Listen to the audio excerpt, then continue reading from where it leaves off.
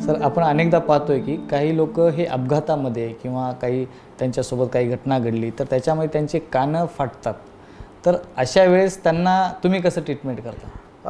याला आपण earlobe repair म्हणतो.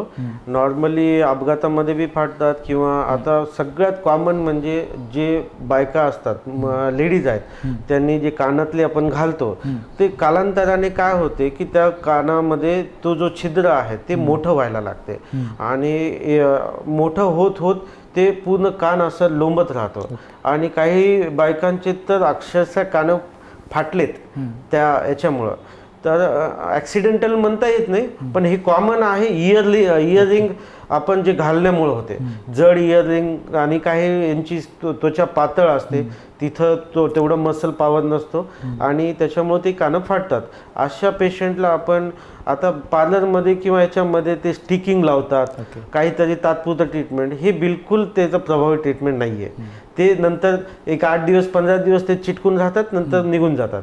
त्याचं तसं न करता त्याच्यावर प्रॉपर इयरलोब सर्जरीज आहेत, जे समोरून पाठीमागून आपण टाके देतो आणि एक त्याची एक प्रॉपर प्रोसिजर आहे. ते प्रोसिजर जरी प्रॉपर केली तरी ते 100% पूर्ण कान जोडतो.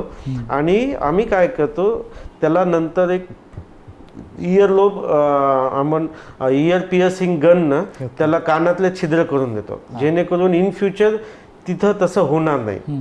तसं आपल्याकडे कानातले छिद्र करायची मशीनसुद्धा आहे, जे पेनलेस आहे, त्याच्याने ब्लीड होत नाही, पेन होत नाही.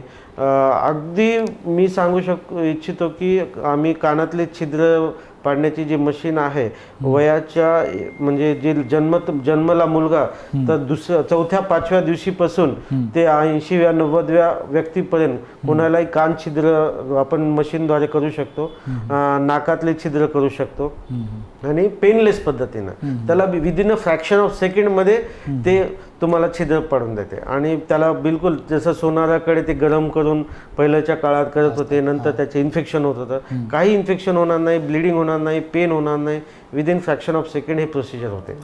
नक्कीच सर.